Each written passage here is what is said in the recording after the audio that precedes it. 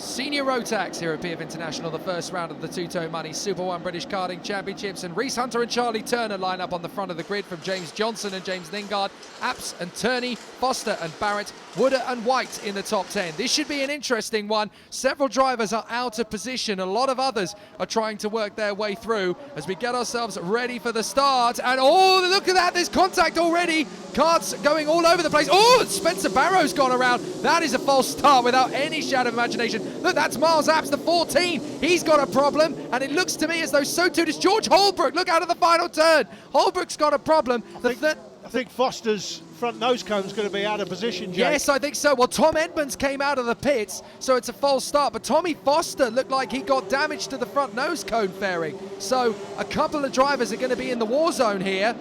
Well, let's have a look as they go around again. I think Foster has retreated to the pits on this lap. Look, he is in the pit. No, there he is. Look, there is Tommy Foster. You can just see him waiting to go and join up at the back of the grid. Look, Tommy Foster, he's been into the pits and he's fixed his front nose cone fairing. That is really solid thinking by him. Thinking on your feet in a crisis. My word, Tommy Foster wins the Genius Award.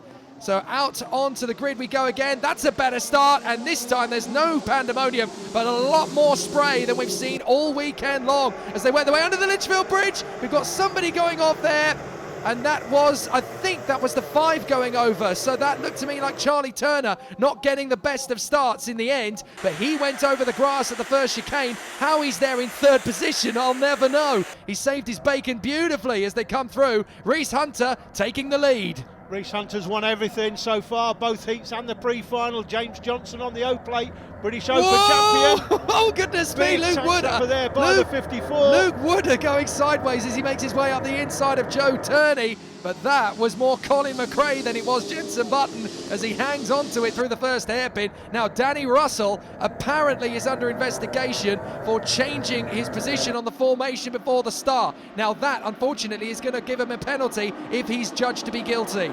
Turney there on the 79, came 3rd in the earlier race, of course. There is Danny Russell trying to make a move actually on the inside of the 84 of Sam White as he makes the move on the inside. He gets there. It looks as though he may be joined by Michael Cheek trying to come right the long way. Oh, it's getting proper fisticuffs. The 86 in there as well trying to make progress. A cracking start then as the first lap is all guns blazing. They come through at the end of the lap and this is absolutely superb. Good, clean, tough driving by all the drivers. Ben Davis has made up 20 places on the first lap. 1. He started 33rd because he had an awful pre-final, well, final 1 if you like. But Davis, there he goes in the 86. He's come up from 33rd position and he is there in 13th. What a start. Danny Russell's made up 12 as well. Great start by Danny. We saw in the Mike Wilson complex put in a great move on the other drive. That's the 54 Luke Wooder, the 2012 Super 1 champion in Honda Cadet, back at Super 1 for the first time for a few years, Jake. Absolutely amazing run from Ben Davis. Well, this week is 25 years since Ayrton Senna's incredible first lap at Donington Park in Formula 1. He made up 5 places. I think you'll find, though, that Ben Davis can beat that. 20 places on 1 lap and still going strong.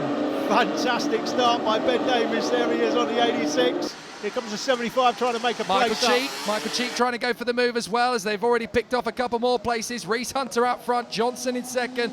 Then it is Turner from James Lingard. Well, it was. Now it's Brad Barrett across the line. Joe Turney's come up the field as well. He's up into 6th position. Great work there from Turney. Then it's Wooder up the inside. This is a good move. And that is going to be Joe Turney up another one past James Lingard. He's up in a 5th position. Joe Turney just seems to be absolutely at ease with this. His earlier race, of course, in the senior X30 class, this will have put him in good stead for this, although of course this is a lot wetter, but he'll know where the water is hanging around the circuit. He's actually got an advantage compared to the other drivers out there. That's why Turney is going so well. We're hearing on the radio the officials discussing the situation with Danny Russell. Looks like he's going to get a 5-second penalty for being out of position, and I'm not sure if he's got damage to the front nose. Oh, it's made for Johnson! Johnson's lost it in the S's, and how on earth was he missed? That is incredible. Oh, quick thinking there from Wooder, who very nearly clattered into him there. That was an amazing bit of kart control as Johnson goes sideways, gets going, Wooder goes left, probably thinking at the time, oh, I really wish I'd gone right. But how he managed to avoid the disaster zone there, that is brilliant work. James Johnson, I think, was in second place, Jake, wasn't he? Was he at went one through point. the line in second place. Yep, he was What a at second disaster. place. And that's again, I was mentioning earlier about people clipping the Turney curbs. again! Great move by Turney. Oh, Barrett's got him straight it's back a lovely again. switch back by Barrett. Bradley Barrett, just when you think you've seen the best of Bradley, he delivers an absolute knockout blow like that. Bradley Barrett doing an absolutely sensational job as he continues on his way. This is magnificent. Barrett coming back at Turney into the hairpin. Still no joy from his point of view. This is going absolutely beautifully for Joe Turney, though, as he now puts himself in there behind Charlie Turner. He's into third position, and this is going to hurt, isn't it? Danny Russell started P23, now up to 8th. If he's going to get that 5-second penalty that you mentioned, this is going to be an absolute disaster from his point of view. I think Danny Russell's front fairing looks like it could be out of position as well. That'll be a 15-second penalty. Let's That's have a a look. disaster. Oh, yes, I think you might be right there, actually. I don't want to say that Danny Russell... yeah, look at that. Yeah, dragging on the floor. That's a 15-second penalty for Danny. That's unfortunate because he's had a great start. I had him down as my championship pick for Rotax 177, Jake. But he fooled me. He entered 177, then he's pulled out. Well, pulled out. Hang on a second. Tommy Foster, I've just been watching him. He's up in the top 20. Tommy Foster's decision to leave the track during the formation lap, get the nose cone pulled back into position, which if he'd have stayed out, he would be getting an automatic 10-second penalty. That is brilliant thinking by somebody on the hoof. He knew, I think he ran into someone during the formation lap. There he is. And he's just picking off carts like raisins at the moment as he goes through. And the thing about Tommy is he came into this meeting not having lost a race. That is true. Having made the switch to seniors only recently, he came into this meeting, having made the switch in about October of last year.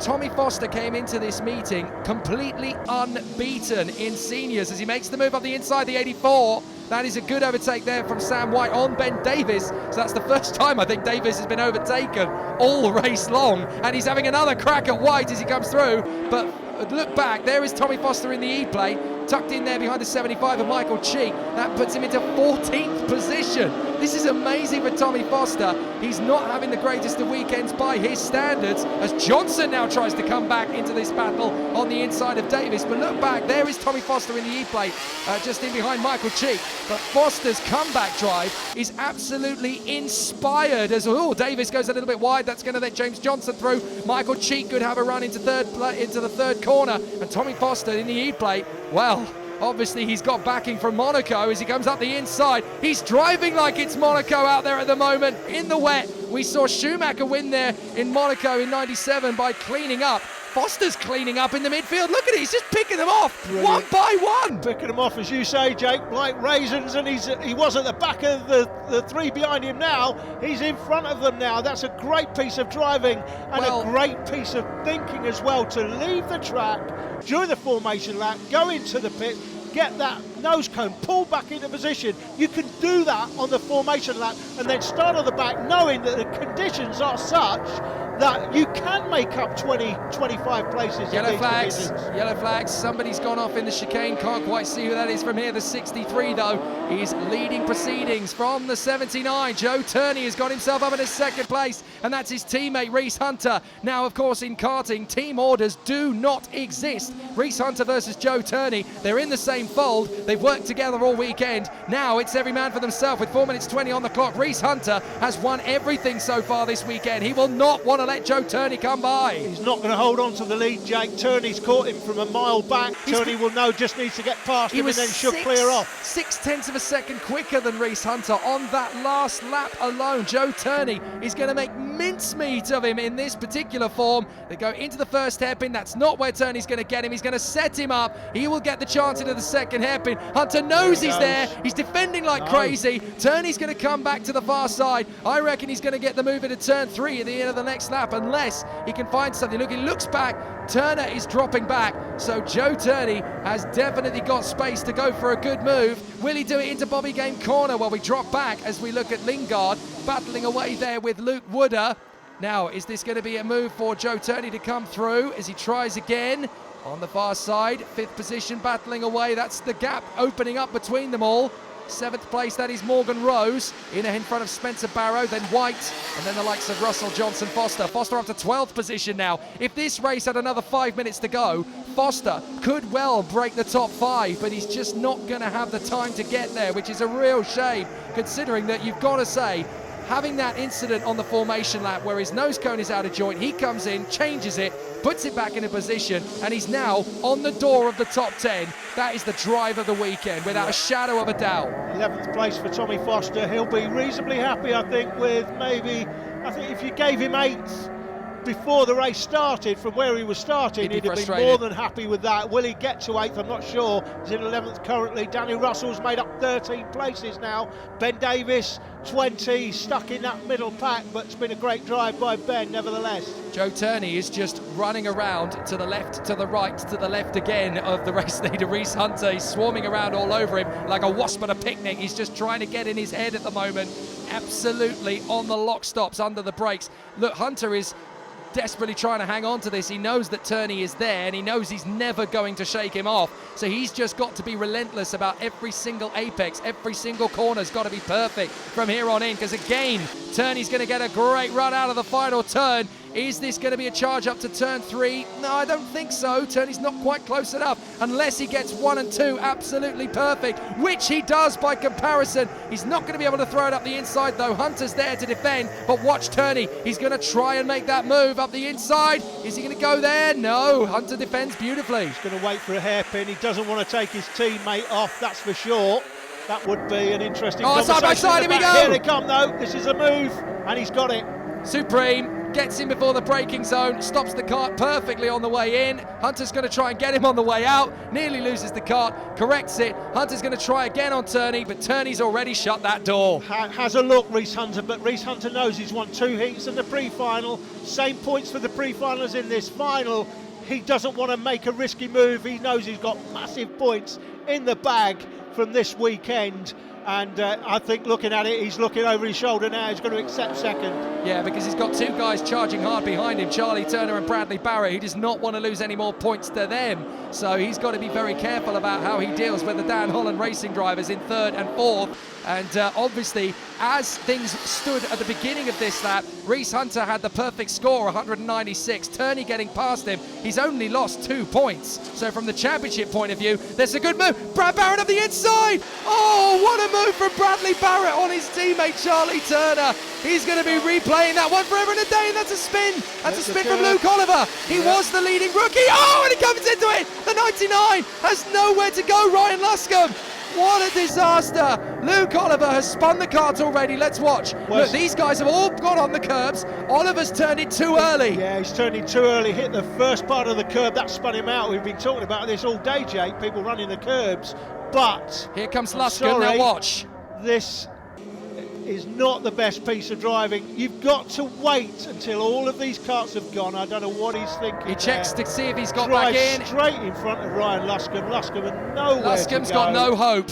That's blameless. And Luscombe's going to look at that. His nose cone. Yeah. He's going to get a nose cone penalty. That's Luscombe's race over. Got a feel for Ryan there. Oh, absolute disaster, and he's out of the race. I can tell you that. Both Luke Oliver and Ryan Luscombe out of the race, joining George Holbrook on the sidelines. Well, I think Luscombe has finally got the kart going again, but there's Luke Oliver in the background. His race is done. Last lap, and where's Joe Turney? He has just disappeared out in front. That's how fast he's going. Here's another chance for White to get up the inside there of his current battler. That's Tyler Chesterton. The 25 is working his way through. Oh, nice move. And Tyler Chesterton, he's another one who should be further up the order than he is, but he's had a disappointing weekend. He's had a nightmare from his point of view, so we should not be seeing Tyler Chesterton under normal circumstances battling for the bottom end of the top 20. Yeah, battle for 17th place there, and we also saw Ben Donkey making a really nice move on the 48 on Tyler. We know Tyler's the junior Rotax champion from last year, but struggling a bit today. Alexander Kirkwood on the 64, starting P34, now 16th. And of course, he walked away with the kit bag earlier on as well. He drew the lucky number, so he's going away with a decent performance in his pocket. And this man, Joe Turney, although he won't leave with the championship lead, he does leave with far and away the masterclass performance in the wet. Joe Turney out of the final turn and over the line. That is invincible racing. Yeah, he's a guest this weekend, Jake. He's down as a guest, so he's not registered for this class for the whole season.